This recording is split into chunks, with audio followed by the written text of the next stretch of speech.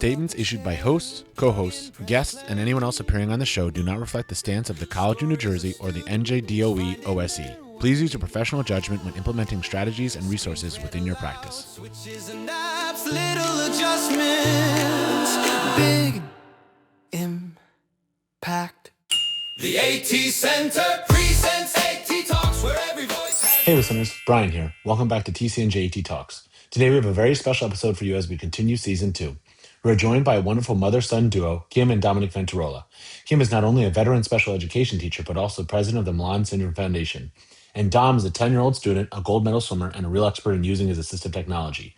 We had some audio syncing issues, so hopefully they are all fixed. But please bear with us if everything isn't perfectly lined up. We hope you enjoyed part 1. Welcome back to AT Talks. We are the podcast affiliated with the Assistive Technology Center at TCNJ, here to inform, educate, and empower listeners about assistive technology. I'm your host, Brian Kenyon, owner of Kenyon Learning and Consulting. And I'm Madison Bronstein, a speech-language pathologist and ATP with the center. Today's episode is a special one. We often talk about the professional side of assistive technology, but today we're looking at how that world collides with family life. It's also a really fun episode for me personally because I have the privilege of working with one of our guests on a weekly basis. I've been serving as Dominick's assistive technology specialist, so I've seen firsthand just how incredible he is, and I've gotten to know his mom, Kim, very well through that process. We are joined by Kim Ventarola, a veteran special education teacher and the co-founder and president of the Malan Syndrome Foundation. And we are extra lucky because Kim brought a very special guest with her, her son, Dominick.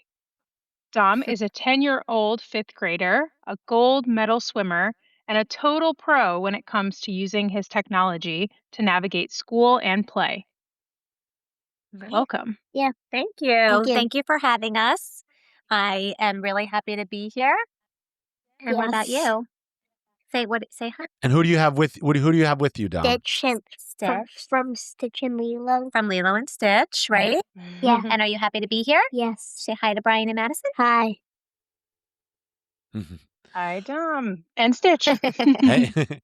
So before we get into everything, Dom, we're going to do our fit check. So for any new listeners, this is just how we describe ourselves really quickly. So I'm a white man. I'm in my late 30s. I have a buzz cut and a short beard. Today, I'm wearing a Beauty and the Beast shirt. It's the Beast. And I have blue jeans on and a pair of shoes. How about you, Madison? I am a white woman with long blonde hair. I'm in my early 30s, and I am wearing over-the-ear headphones. They're silver, and I have a brown cable knit sweater on. Dom, do you want to go next, buddy? Yeah. Okay. My name is Dom. Okay, so what about you? Say I am. What do you have on? White. Good. And what are you wearing? A gray Sweatshirt. And a gray and blue Yankee hat. And what do you have on your face? Glasses. That's right. And who do you have with you? Your Stitch. And what color is Stitch? He's blue, and Stitch is wearing a red shirt. Good. Yep. I like it. And hi, I'm Kim, and I am Wow. wearing, I am a white female. I am in my early 40s. I have short reddish brown hair. Hey, don't say that. I have People think glasses. you're... No, okay. I have glasses on my face. I'm wearing a black and white striped shirt with a black cardigan over it. Perfect. All right. So, Dom, we're going to start with you. We have some fun and personal questions we're going to ask you. Okay. They're quick questions, and you just say the first thing that comes to mind. Are you ready? Yeah. Let's go. All right. All right. Can I hold the First question is pizza or hot dogs? pizza? Pizza. What do you like on your pizza? Or do you like plain Cheese. pizza? Cheese pizza. Yep. Cool. No pepperoni, no sausage, no anchovies? Oh, you know what? What do you like, though? You like meat? Meatball. Ooh, that's a good pizza. Mm-hmm. All right, Dom. How about swimming in a pool or swimming in the ocean? Swimming in the ocean. Oh, yeah? Do you have a favorite beach you like to go to? In my grandma and grandpa's house. Oh, Yeah. right. Yeah. On a boat, Yeah. right? And where is that? In Long? Long Yeah. Island. It's black and white Monterey. Oh, yes. The boat is a black and white Monterey. Yes. Cool. Cool. Yeah. All right. Next question. Police car or fire Police. truck? Why, Dom? Why police, Dom? Because I want to be a cop when I grow up. Cool. Cool. And this way How- I can arrest Cool. Stitch.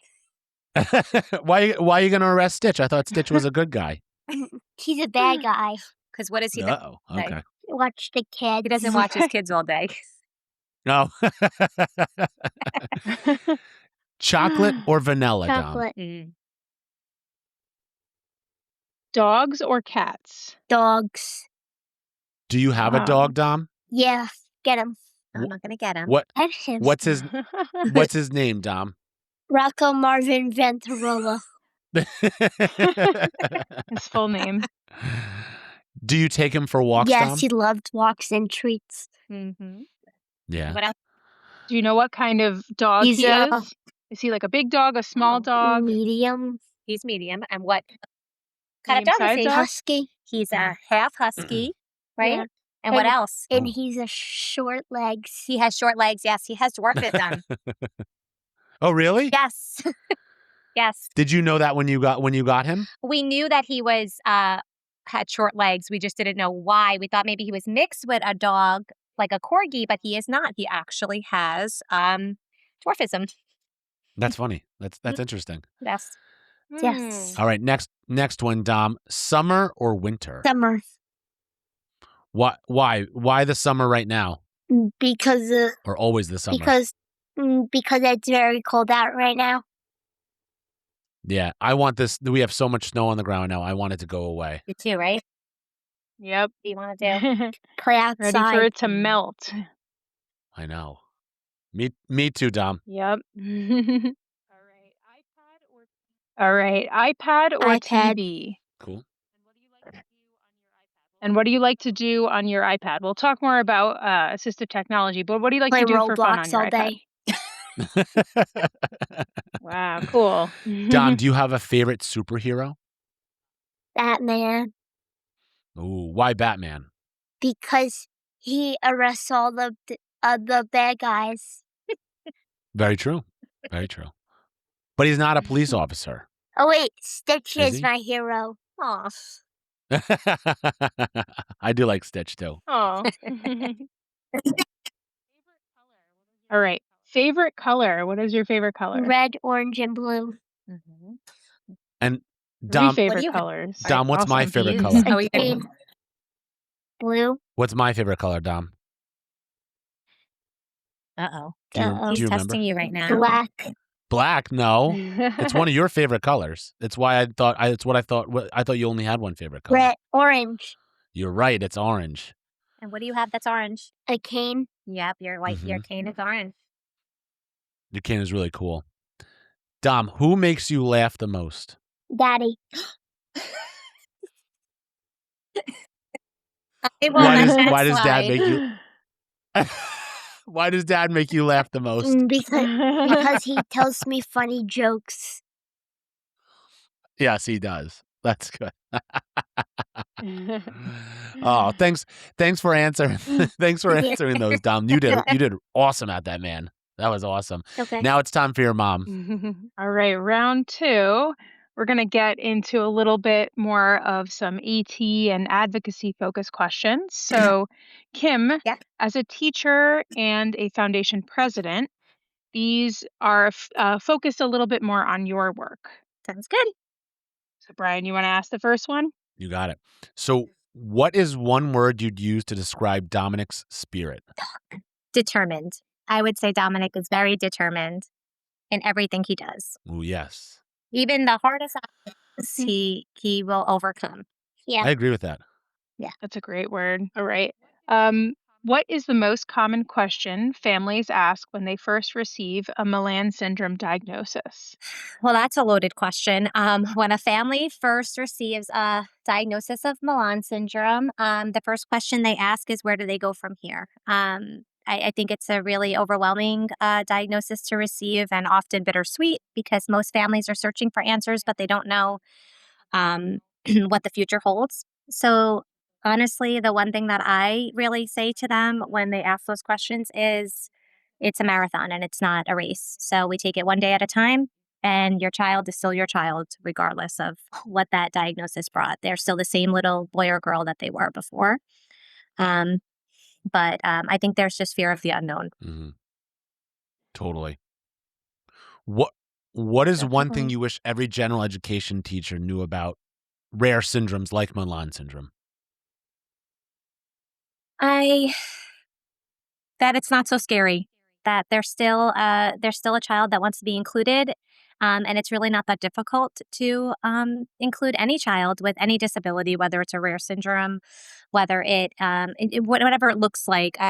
It just takes a little bit more time to plan, but include them like everyone else because that's all they really want. Everyone is human, and everybody wants to be included and have access. And it just takes a little bit extra thinking, but it's doable.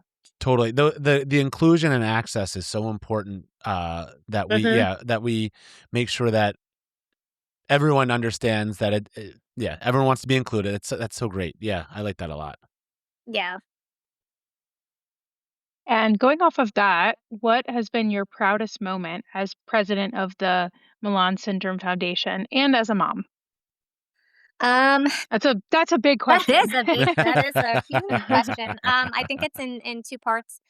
My proudest moment being the president of the Malan Syndrome Foundation was probably our very first our inaugural conference. So that was held in North Carolina, and it was our first Malan Syndrome conference. And we brought together over 30 Malan families, and it's the first time that many families have met another family affected by Malan syndrome.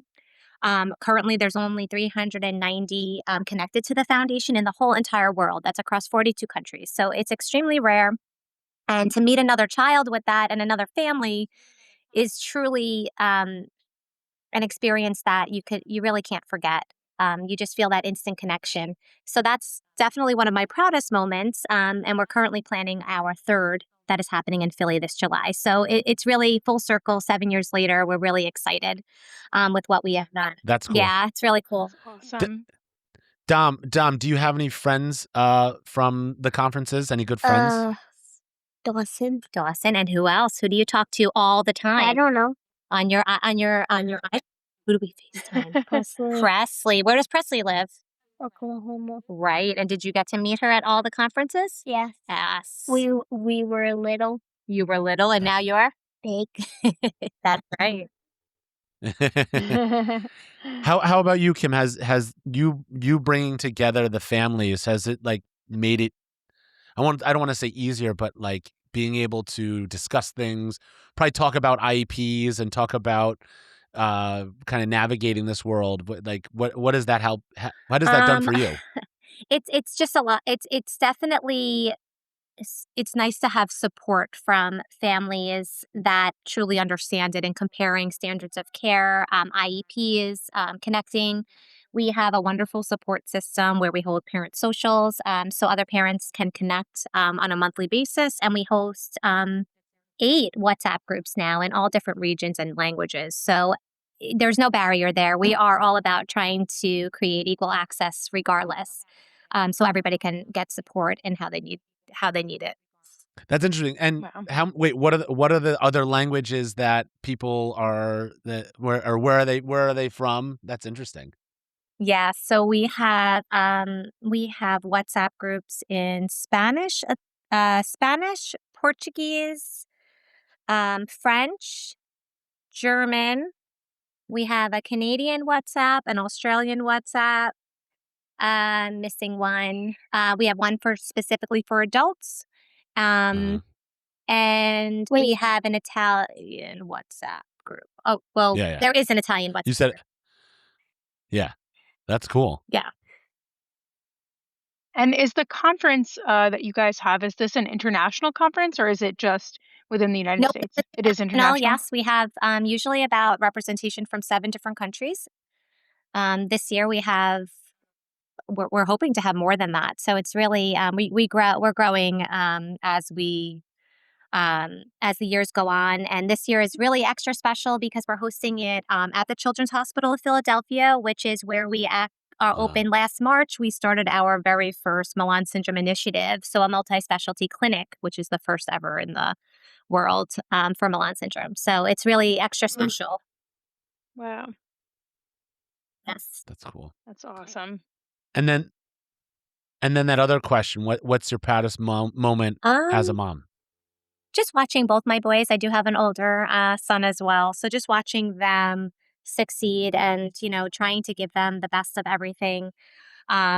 It's really amazing to watch Dominick, interact with his brother and his friends and watching him play sports. And I think it's really helped Dominick want to what? Want to succeed Yeah. and do everything Chrissy does? Yeah. Yeah. We just need a Special Olympic lacrosse team, right? Yeah. Yeah. We're gonna get on Oh, it. that would be cool. That'd be really cool. Dom, would you play on that if there was a Special Olympic Yeah, I lacrosse would team? tackle everybody. Well, that's not lacrosse. I don't think you tackle in lacrosse, but maybe you can.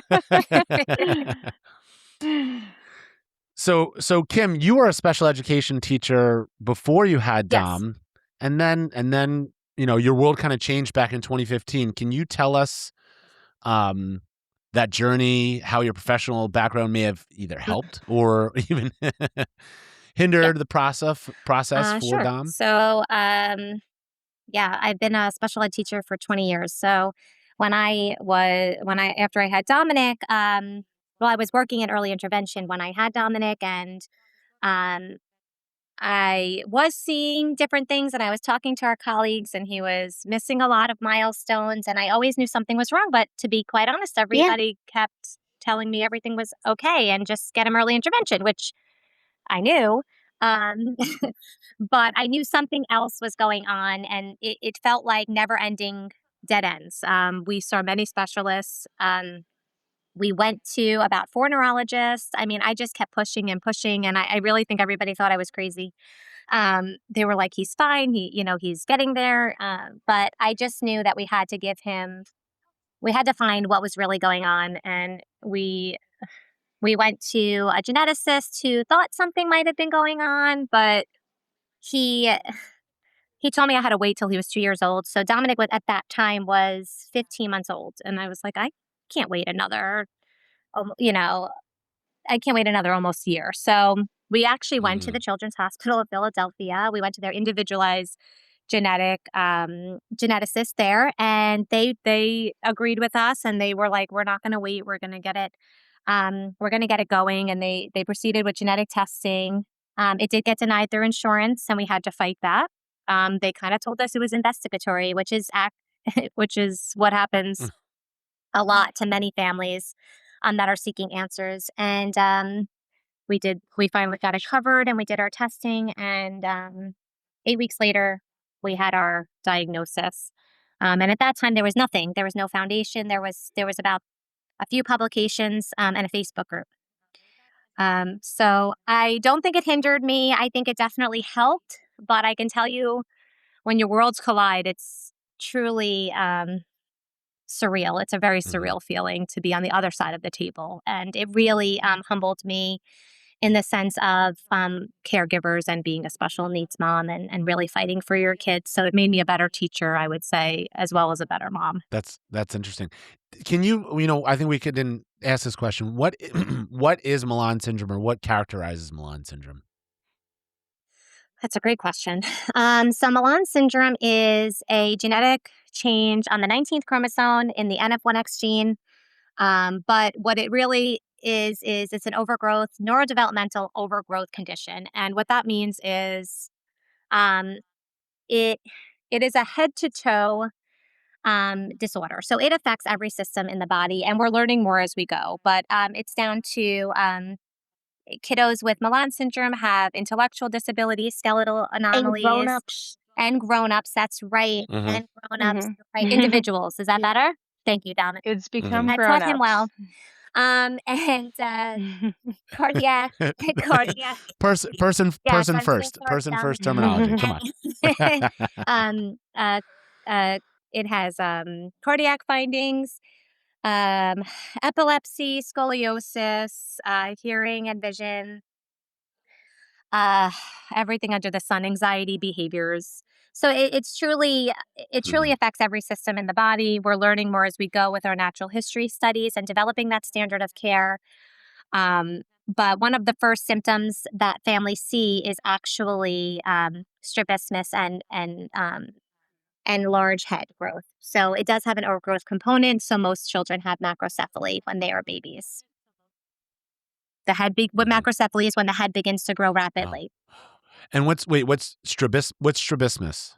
Strabismus is when your eyes drift either outwards or inwards. Okay. It's a muscle. It's your muscles in your eyes. Okay. Interesting. Thank you for sharing a little bit more about Malan syndrome. Now, can you tell us a little bit more, Kim, about how you started the foundation and you co-founded it with 3 other moms? How did you get connected with those 3 other moms initially? Was it through that Facebook group?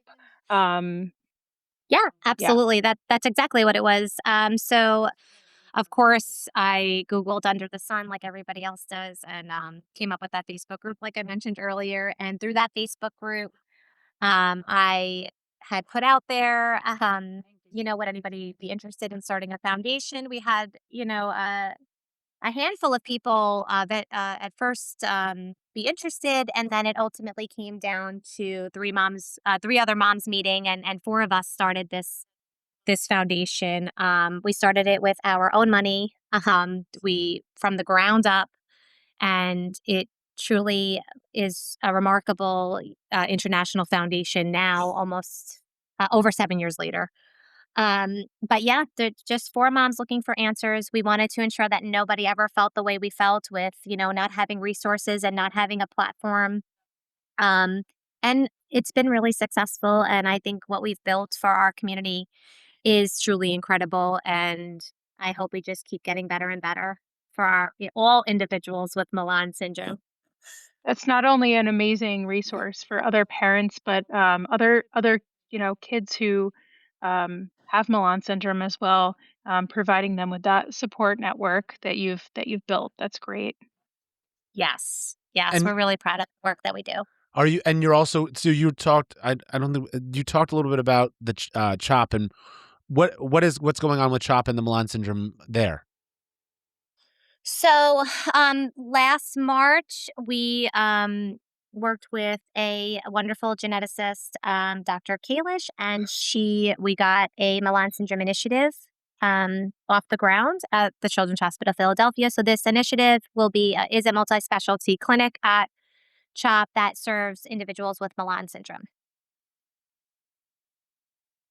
That's cool, and that's a place for parents to go to get Yes. testing and all that kind of stuff. Care. So you'll be able to go to these comprehensive appointments. You'll be able to go to different specialists, and we're ultimately creating the experts in Malan syndrome. Most doctors that see patients with Malan syndrome only see one patient with Malan syndrome. So we are really trying to grow the experts, as with any rare disease or any rare disability or chromosomal abnormality. Seeing one individual with these disorders is really seeing one individual. So we really need to grow the standards of care, find the patterns, find what the markers are of these syndromes, and making sure we're not missing anything that we could be proactive on with care. That's cool. And CHOP is a truly amazing place. I have some personal with my family there, and they do some amazing stuff. And that's a wrap on another episode of AT Talks. A huge thank you to all of our listeners for tuning in. We love making this podcast and building this community with all of you. Remember, the conversation doesn't end here. The team at the Assistive Technology Center at TCNJ is dedicated to supporting educators across New Jersey. If you were inspired by today's discussion and want to bring high-quality, free professional development to your district, Vanessa and Madison are ready to help. To learn how you can partner with the center and build capacity in your school, head over to our website. You can find all the information you need at atcenter.tcnj.edu. And while you're there, we want to hear from you. Visit the podcast tab. There you can send us a question through our Google form, or even better, leave us a voice message on SpeakPipe for us to play live on the show. Be sure to follow us on social media to stay up to date on all our latest events and resources. You can find us on Instagram and YouTube with the handle @ATCenterTCNJ. And don't forget to subscribe to AT Talks on whatever platform you're listening on right now so you never miss an episode. On behalf of Vanessa, Madison, and myself, Brian, thanks for listening, and we'll talk to you next time. Confidence grows. School gets kinder when barriers fall from lab to library. Access for all. The AT Center presents AT Talks, where every voice has room. Tech that opens up the doors makes every classroom bloom. Experts and users side by side, sharing what really works. The AT Center presents AT Talks. Turning talks into perks. We're turning tools into perks. Turning tools into perks. Ooh, from can I do this to watch me succeed? Yeah, every shared story plants one more seed. The AT Center presents AT Talks, where every voice has room. Tech that opens up the doors makes every classroom bloom. Experts and